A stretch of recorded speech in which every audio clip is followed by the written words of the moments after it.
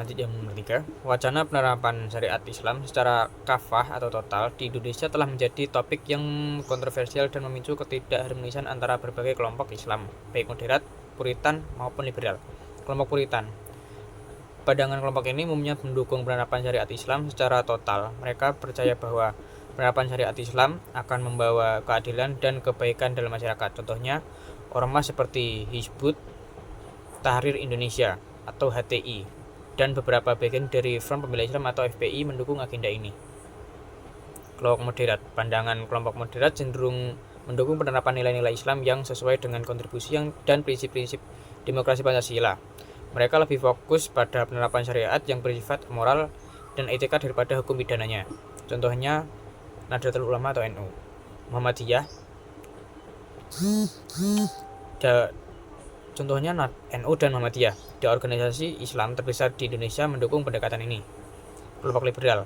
Pandangan kelompok ini umumnya menolak beberapa penerapan syariat Islam secara formal dalam hukum negara. Mereka mendukung pemisahan agama dari urusan negara dan penegakan hukum yang berdasarkan hak asasi manusia dan demokrasi. Contohnya, Jaringan Islam Liberal atau JIL adalah satu kelompok yang mendukung pandangan ini. Solusi dialog inklusif. Penjelasan mengadakan dialog terbuka dan inklusif antara berbagai kelompok Islam untuk membahas isu-isu penting dan mencari kesepakatan bersama. Contohnya, forum-forum lintas agama dan dialog antar ulama dapat membantu mengurangi ketegangan. Pendidikan dan literasi. Meningkatkan pendidikan agama yang moderat dan literasi tentang pluralisme dan toleransi. Contohnya, program pendidikan di sekolah-sekolah dan pesantren yang menekankan nilai-nilai Pancasila dan kebinekaan. Kemudian, penegakan hukum. Penjelasannya, menegakkan hukum secara adil dan secara tegas terhadap kelompok-kelompok yang melakukan kekerasan atau intoleransi. Contohnya, pemerintah harus memastikan bahwa tindakan intoleransi dan radikalisme dihukum sesuai dengan hukum yang berlaku. Penguatan identitas kebangsaan. Penjelasannya memperkuat identitas kebangsaan yang inklusif dan menghargai keragaman. Contohnya, kampanye nasional yang menekankan pentingnya persatuan dalam keberagaman dan cinta tanah air. Dan peran media.